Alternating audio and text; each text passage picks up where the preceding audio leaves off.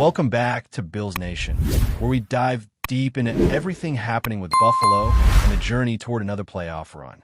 The Bills are heading into the divisional round, and this season has been a roller coaster filled with highs, lows, and moments that define championship teams. One key move recently was bringing Christian Wilkerson back onto the practice squad. He's a seasoned wide receiver who has been with Buffalo since the offseason, showing flashes of talent during training camp and preseason action. Having him back gives the team more options, especially with injuries stacking up. Alongside Wilkerson, Mecole Hardman and Steven Gosnell remain on the practice squad, and it's clear Hardman could be in line for significant playing time soon. Curtis Samuel also has his practice window open, hinting that he could return to action if needed. It feels like the team is strategically managing his recovery, and perhaps this is the moment where his presence becomes crucial. Unfortunately, the Bills continue to face challenges at the wide receiver position, with another key player sidelined for the season. It's not ideal, but football is a sport defined by attrition, and teams must constantly adjust. The Denver Broncos are waiting on the other side, and they won't slow down or sympathize with Buffalo's injury list. Games are played, and winners and losers emerge, regardless of circumstances. Ed Oliver has his practice window open as well, potentially adding strength to the defensive front if he can suit up. Jordan Poyer, however, will miss the matchup, which is a significant loss for Buffalo's secondary. These absences are impactful, but the Bills have shown resilience before and will need it again as they travel to Empower Field at Mile High in Denver, Colorado, for a 4:30 p.m. Eastern kickoff on Saturday. Historically, this matchup has seen many battles between these two teams. The Bills hold an overall winning record against Denver, including key postseason victories.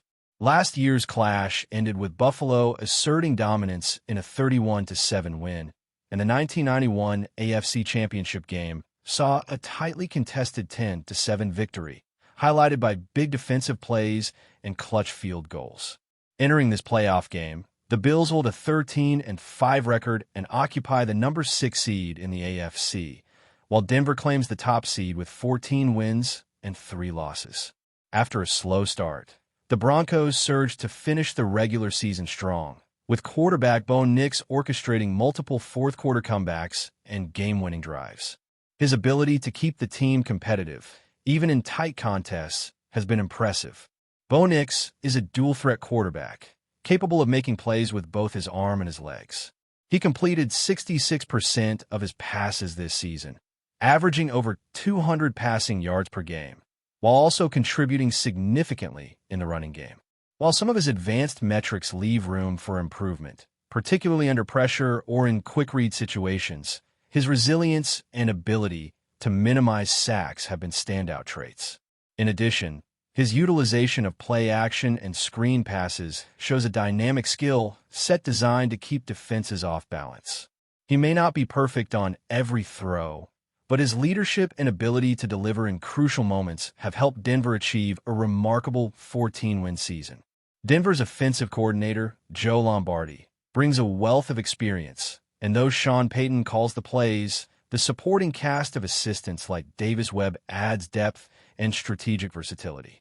The Broncos' offense averages over 23 points per game and maintains a balance between pass and run plays, keeping defenses guessing. Their wide receiver group features veterans like Cortland Sutton, a physical and reliable presence on the outside, and younger talents like Troy Franklin, who provide vertical threats and agility in the screen game. Pat Bryant, a third-round rookie, has emerged as a capable slot receiver, while Marvin Mims continues to be a dangerous weapon in open space and special teams. Tight end Evan Ingram is used creatively as a joker in the lineup, while Adam Troutman and Nate Atkins fulfill blocking and rotational roles. The running back room, though impacted by injury, still presents speed and versatility, with R.J. Harvey and Shaun McLaughlin carrying the workload. Each brings a different style, combining power, agility, and the ability to contribute in passing situations. Denver's offensive line is a cornerstone of their success, featuring standout left tackle Garrett B.S., who has proven to be one of the league's most dominant blockers.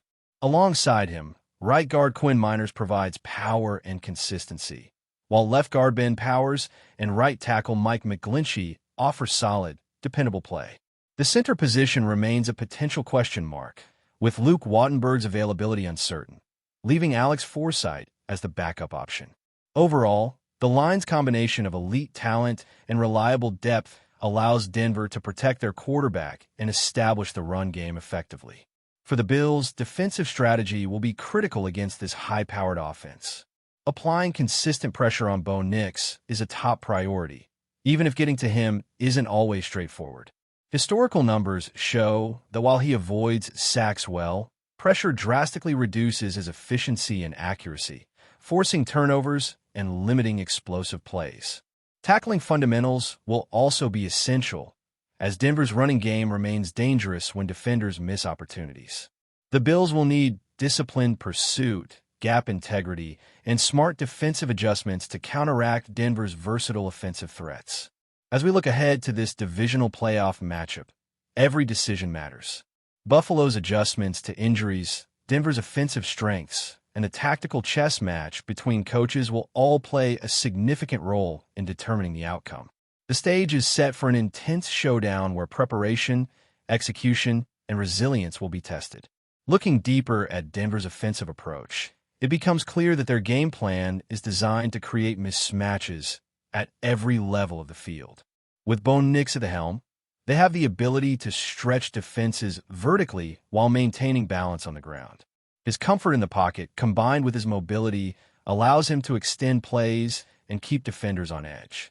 The Bills' defense will need to be disciplined in coverage, ready to react quickly to screens, quick outs, and misdirection plays that are designed to exploit aggressive pass rushers. Defensive backs will have to communicate effectively, understand route concepts, and maintain positioning, because one lapse could turn into a momentum-shifting play for Denver. Courtland Sutton stands out as the anchor of the receiving core, a big-bodied receiver who can win contested catches along the sideline and at the line of scrimmage. Sutton's body control and ability to leverage defenders make him a constant threat in one-on-one matchups. Opposite him, Troy Franklin offers speed and vertical stretch, capable of taking top off the defense and forcing safeties to respect the deep threat. Pat Bryant has developed into a reliable slot option, able to find soft spots in zone coverage or win leverage in man-to-man situations. Meanwhile, Marvin Mims continues to be an explosive weapon, particularly in open space and special teams. His speed and vision allow him to turn short completions into long gains, and his presence keeps defensive coordinators on their toes. For the Bills, limiting these opportunities and forcing Denver into predictable situations will be a key defensive strategy. At tight end, Evan Ingram serves as a versatile weapon, lining up in multiple positions to create mismatches and movement in the defense. Adam Troutman provides inline blocking stability, while Nate Atkins offers a flexible role in both passing and rushing situations. Denver's usage of tight ends allows them to adjust formations on the fly, whether they're emphasizing the run or setting up play action. The Bills will need linebackers who can read these motions quickly, maintain coverage integrity, and react decisively to both run and pass threats. This will require precise timing, awareness, and coordination across the defensive front. Running back play is another key factor in Denver's offensive efficiency. With J.K. Dobbins out, R.J. Harvey and Shul McLaughlin have carried the bulk of the load. Harvey combines agility, elusiveness, and vision, allowing him to create explosive plays when given space. McLaughlin brings a more powerful style, able to gain consistent yardage between the tackles. Bo Nix himself adds an additional layer of unpredictability with his rushing ability, giving the Broncos a multi-dimensional rushing attack that forces defenses to account for multiple threats on every down. The Bills' defensive line and linebackers will need to maintain gap discipline and pursue aggressively without overcommitting, as the Broncos will try to exploit any overpursuit with misdirection or quarterback runs. Pressure on Bo Nix is essential, but timing and strategy matter. Nix is effective at avoiding sacks and extending plays, so simply sending a standard rush will not always succeed. Blitz packages, disguised pressures, and stunts will be required to force him into hurried throws or mistakes. Buffalo's pass rushers must balance aggressiveness with discipline, ensuring they collapse the pocket while maintaining lane integrity against both run and screen concepts. Defensive backs, in turn, must recognize coverage cues and anticipate receiver movements, adjusting to deep threats without overcommitting and leaving the underneath routes open. Execution and anticipation are just as critical as speed and power in this matchup. Denver's offensive line presents a combination of elite talent and solid depth. Garrett B.S. anchors the left tackle position, protecting the blind side and providing both athleticism and experience. Quinn Miners at right guard sets the tone for the interior, while Ben Powers and Mike McGlinchey provide stability at left guard and right tackle. Center remains a potential point of uncertainty, with Luke Wattenberg's availability unclear, leaving Alex Forsythe to step in if necessary. The line's ability to protect nicks and open lanes for the running game will be a major factor in how the Broncos sustain drives and control the clock. For the Bills, identifying weaknesses and applying pressure without overextending will be a delicate balance. Third down efficiency and red zone execution have been strengths for Denver, but also areas where mistakes can be capitalized on. Converting on critical downs keeps the defense off the field and preserves momentum, while red zone scoring efficiency determines whether sustained drives turn into touchdowns or field goals. Buffalo will need to remain alert in these high-leverage situations, limiting big plays and forcing Denver into longer, more challenging sequences. Every tackle, every pass breakup, and every defensive adjustment matters, especially in a playoff setting where one mistake can swing the outcome. The coaching matchup is equally significant. Sean Payton brings experience and creative play calling to the Broncos' offense, while Joe Lombardi adds tactical nuance and scheme versatility. Their staff has built a system that maximizes the strengths of their personnel while exploiting defensive tendencies. Buffalo's defensive coordinator will need to anticipate these patterns, mixing pressure, coverage, and disguise to keep the Broncos off balance. In-game adjustments, substitutions, and situational awareness will all play into how effectively the Bills can disrupt the flow of Denver's offense and create opportunities for turnovers or momentum-shifting plays. Special teams and situational football are not to be overlooked either. Punt coverage, kick returns, and field position battles can have a direct impact on scoring opportunities and overall game flow. Denver's speed and agility on special teams can flip field position quickly, putting additional pressure on Buffalo's offense and defense. The Bills must maintain discipline in these moments, ensuring that penalties or lapses do not grant the Broncos an advantage.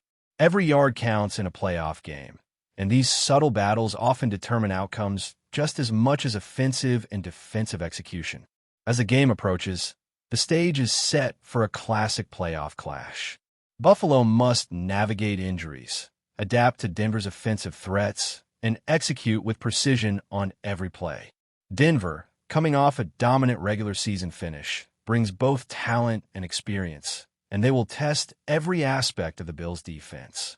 From pressure on the quarterback to tackling fundamentals, from coverage discipline to situational awareness, every element of the game will be magnified. For fans, the anticipation is palpable, as both teams vie for supremacy and the chance to advance further in the postseason. Before we dive back in, make sure to hit that subscribe button and give this video a thumbs up. Your support helps us keep delivering the latest Buffalo Bills updates straight to your screen. And hey, don't hold back. Let us know your thoughts on today's news down in the comments. Drake Maye, the rising star quarterback who has been turning heads with his arm and leadership, has reportedly stirred the NFL rumor mill with some recent comments about the Buffalo Bills that have everyone talking. Sources close to Maye suggest that during a private conversation with teammates, the quarterback didn't hold back his thoughts, and those remarks have leaked, sending waves through social media and sports networks. While the exact words are still being debated, insiders claim he expressed a level of frustration that many did not expect, particularly considering the Bills' reputation as a powerhouse in the league. The speculation is that Maye's comments were more than just casual banter. Observers note that his tone hinted at strategic disagreements, possibly questioning the Bills' approach or decision-making on certain plays. Some analysts have started connecting the dots, suggesting that if Maye's remarks are any indication, he might be signaling interest in testing free agency dynamics sooner than anticipated. Others, however, believe this could simply be a case of competitive fire, where a young quarterback is vocal about his opinions without intending any real conflict. Social media has been ablaze since the news broke, with fans debating whether Maye's critique reflects genuine concerns or just a personality that thrives on candidness. Former players have chimed in, noting that outspoken quarterbacks can sometimes make headlines simply by being honest, and that such comments rarely translate into actual moves. Still, rumors are already circulating about potential scenarios, trades, early negotiations, or even strategic alliances in the league that could make this off-field drama just as compelling as any game day performance. While Maye has yet to release a formal statement clarifying his words, the buzz is enough to keep fans and pundits speculating. Is this a signal of bigger ambitions? A calculated move to shake up perception? Or just a quarterback speaking his mind in a league where every utterance is amplified? Whatever the truth, it's clear that Drake Maye's voice is echoing louder than ever, and the NFL landscape might have a few surprises in store because of it. For now, all eyes are on how this saga unfolds, and whether Maye's candidness sparks a new chapter in his already intriguing career. That's a wrap for now. If you enjoyed the video and want to stay on top of all things Buffalo Bills, make sure to subscribe and hit that like button. We'd love to hear what you think in the comments. See you in the next update.